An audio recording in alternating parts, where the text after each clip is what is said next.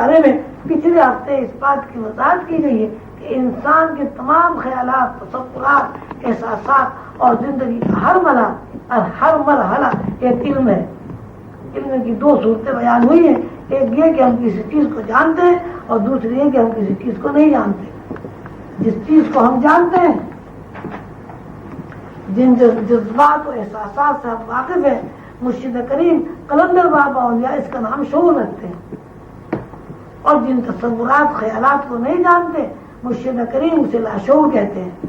لیکن یہ جاننا اور نہ جاننا دونوں انسان کے اندر موجود ہے۔ روحانی اصطلاح میں جاننے کی طرزوں کو اللہ اور ان طرزوں کو جو ہمارے علم میں ابھی تک نہیں آ سکی ہیں لا کہا جاتا ہے۔ لا کی طرزوں میں داخل ہونے کے لیے اور لا کی دنیا سے متعارف ہونے کے لیے ہمیں اللہ کی نفی کرنی پڑتی ہے، یعنی مادی دنیا میں زمان و مکان کی پابندی کے ساتھ جس زندگی سے ہم واقف ہیں اور جو زندگی ہمارے اوپر مسلط ہے اس کی نفی کر کے ہی ہم علم لا میں داخل ہو سکتے ہیں۔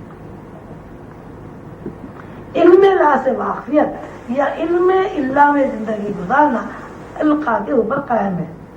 القا کی چار قسمیں ہیں۔ قوت القا جن قدروں میں کام کرتی ہے، ان میں علم لا اور علم اللہ دونوں زیر بحث آتے ہیں۔ قوت القا جس طرح مادی تاثرات پیدا کرنے کی پابند ہے، اسی طرح ان تاثرات میں مصنوعی خد و خال تخلیق کرنے کی بھی ذمہ دار ہے۔ قوت القا مادی قدروں میں اور روحانی قدروں میں برابر کام کرتی ہے۔ لا کی تجلیات کا مرکز قوت القا ہے، اور لا کے اندر داخل ہونے کے بعد صفات سے گزر کر ذات کی تجلیات کا عرفان حاصل ہوتا ہے۔ پہلا تنزل یہ ہے کہ موجودات کے بارے میں اللہ کا علم تخلیق پایا جاتا ہے، یعنی اللہ کے ذہن میں کائنات کی موجودگی کا پروگرام جس طرح موجود ہے اس کا پہلا مظاہرہ ہوتا ہے۔ اس مظاہرے کو علم قلم بھی کہا جاتا ہے۔ علم قلم سے گزر کر جب اللہ کا علم یا اللہ کے اسرار و رموز تجلیات میں ظاہر ہوتے ہیں تو یہ دوسرا تنزل ہے، اور یہ تمام اسرار و رموز اور اللہ کی تجلیات لوح محفوظ پر نقش ہے۔ مطلب یہ کہ اللہ کے ذہن میں کائنات کا پروگرام جس طرح موجود تھا یا ہے، اس کی پہلی تشکیل حکم الہی کی بساط ہے۔ یہ اللہ کا حکم جو کائنات کا روپ اختیار کر چکا ہے، اس کی نوعیت اجمال کی ہے، یعنی ابھی تک خد و خال سامنے نہیں آئے۔ یوں سمجھیے جب کوئی سالک لوح محفوظ کے نقوش کے پہلے عالم کا مشاہدہ کرتا ہے تو وہاں اسے کائنات کے خد و خال نظر نہیں آتے۔ پھر یہ تنزلات جیسے جیسے درجہ بندی اختیار کرتے رہتے ہیں، اسی مناسبت سے نئی نئی صورتیں، نئی نئی شکلیں، نئی نئی ایجادات، اختراعات تخلیق ہوتی رہتی ہیں۔ نئی نئی صورتیں، نئی نئی شکلیں، نئی نئی ایجادات، اختراعات تخلیق ہوتی رہتی ہیں۔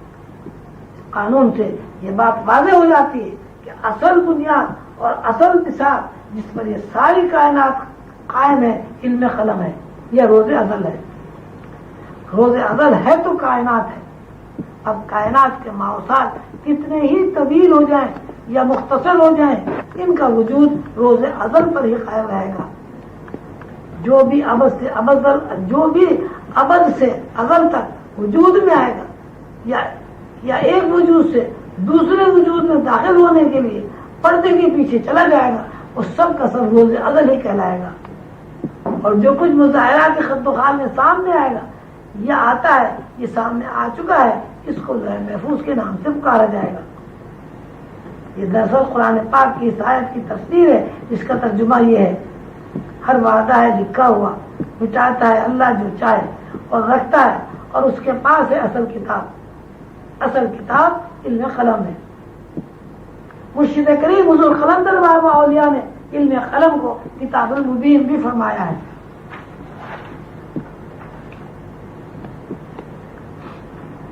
مرشد کریم نے سینما کے بارے میں جو مثال دی ہے وہ بہت زیادہ غور طلب ہے۔ اگر اس مثال کو تشریح کے ساتھ بیان کیا جائے تو یوں کہا جائے گا کہ ایک مشین ہے، مشین کو چلانے والا کوئی آپریٹر ہے، مشین کے اوپر ایک فلمی ریل ہے، اس ریل کا عکس کئی لینسز سے گزر کر خلا میں ہوتا ہوا پردے پر پڑتا ہے۔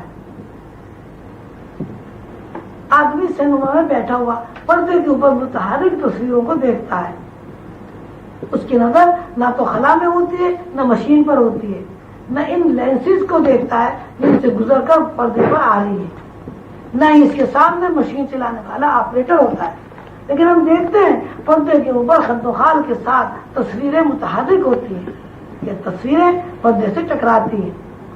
اس وقت دیکھنے والی آنکھ پوری طرح ان تصاویر کے مظاہرے کو دیکھتی ہے، اور یہ مظاہرہ مکانیت اور زمانیت میں محدود ہوتا ہے۔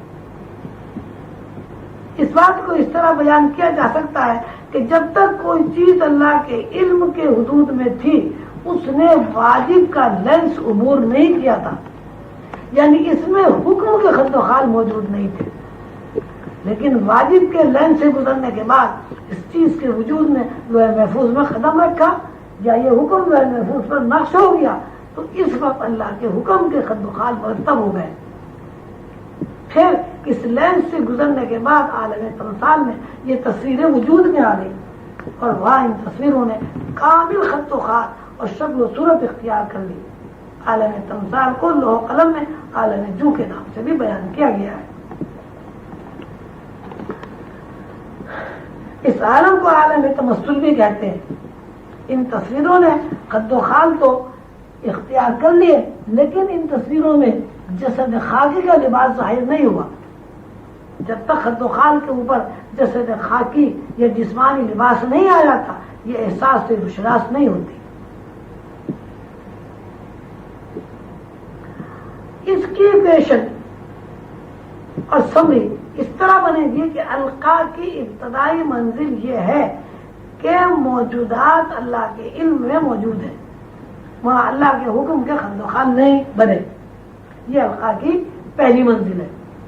یہ احکامات اور یہ تصویریں اس وقت خد و خال اختیار کر لیتی ہیں جب لوح محفوظ کے لینس سے گزرتی ہے، یہ القا کی دوسری منزل ہے۔ اور جب اللہ کے حکم یہ احکامات الہیہ میں خد و خال جو کے لینس سے گزر کر شکل و صورت اختیار کر لیتے ہیں تو یہ القا کی تیسری منزل ہے۔ اور جب یہ تصاویر جسد خاکی جسمانی لباس پہن لیتے ہیں تو انہیں مکانیت اور زمانیت کے احساس سے سابقہ پڑتا ہے، یعنی وہ خود کو زمانیت اور مکانیت میں بند محسوس کرتی ہیں، یہ القا کی چوتھی منزل ہے۔ یہ ساری کائنات، اجزائے کائنات کے اندر تمام عالم اور بے شمار کہکشانی نظام سب کی حیثیت علم کی ہے۔ علم کی پہلی حیثیت یہ ہے کہ کائنات کا یکجائی پروگرام اللہ کے ذہن میں موجود تھا، جس طرح اللہ نے چاہا اس پروگرام کو حرکت دی اور یہ پروگرام پورا کا پورا مظاہرات خد و خال کے ساتھ قائم ہو گیا۔ کائنات میں جو بھی چیز ان کے بعد تخلیق ہوئی اس کی پہلی حیثیت علم ہے، یعنی کوئی وجود اس وقت ظاہر ہوا جب اللہ کے ذہن میں موجود اس وجود سے متعلق علم نے حرکت کی۔ علم کی درجہ بندی کے بعد کائنات کی شکل و صورت اور کائنات کے خد و خال مختلف مراحل اور مختلف درجوں میں صورت پذیر ہوئے۔ اس طرح کہا جائے گا کہ کائنات اور کائنات کا پورا پروگرام اللہ کے ذہن میں موجود تھا۔ اللہ نے جب اس پروگرام کو نشر کرنا چاہا تو کن فرمایا، اور اللہ کا یہ علم کن کے بعد لوح محفوظ پر منتقل ہو گیا۔ لوح محفوظ کے بعد یہ پروگرام عالم جو میں منتقل ہوا اور عالم جو سے نشر ہو کر عالم ناسوت میں داخل ہو گیا۔ عالم ناسوت میں داخل ہونے کے بعد مکانیت، زمانیت اور احساس کی درجہ بندی ہوئی۔ یہ القا کی مختصر تعریف ہے۔